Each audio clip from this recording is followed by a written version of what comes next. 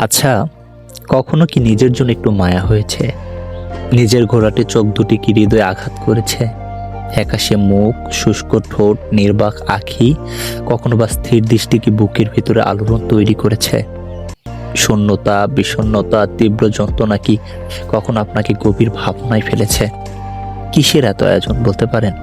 কিসের জন্য এত ছুটে চলা আত্মত্যাগ? কার জন্য বা কাদের জন্য? অশ্রু কি এতটাই তুচ্ছ? কাদের জন্য ফেলছেন?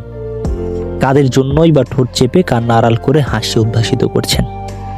দুফোঁটা অশ্রু তার জন্যই ফেলুন, যার হৃদয় নাড়া দিন। অজস্র সুখও তাকে ঢেলে দিন, যে প্রতিদান দিতে জানে।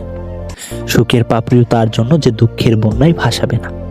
জীবন আপনার, নিঃশ্বাস আপনার, কান্নাও আপনার।